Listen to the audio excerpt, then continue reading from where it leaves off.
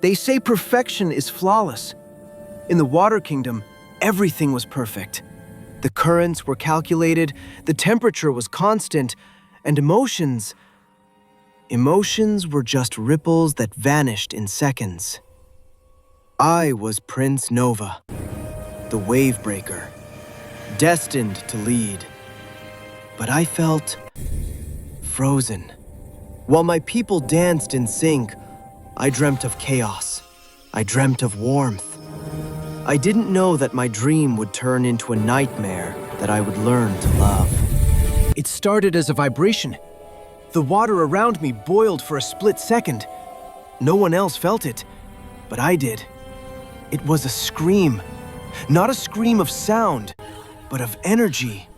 Against all laws, I swam up towards the forbidden surface. The closer I got, the more the water stung my skin. It wasn't pain, it was a warning. Or maybe an invitation. I breached the surface, and the sky was bleeding red. And there she was. They called her a monster. I saw a girl fighting her own skin. Eyla. She was surrounded by the Crimson Guards. They weren't trying to capture her. They were trying to extinguish her.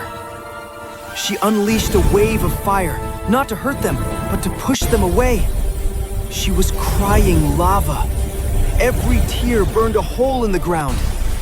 She looked at her hands with terror. She didn't want this power.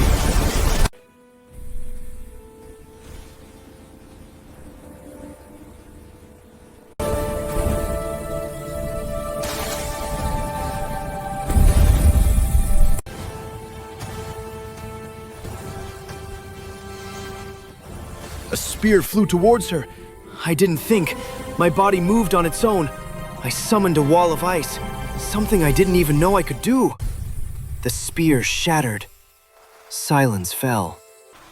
A water elemental standing on the burning shore?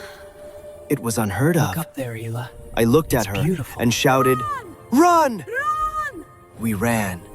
Fire and water, side by side, leaving a trail of steam that blinded our pursuers.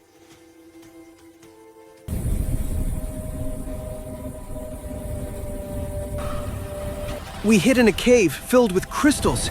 We were panting, exhausted. The adrenaline faded and the reality set in. We were enemies by nature. Why did you save me? I could have vaporized you. You looked like you needed a friend more than a fight.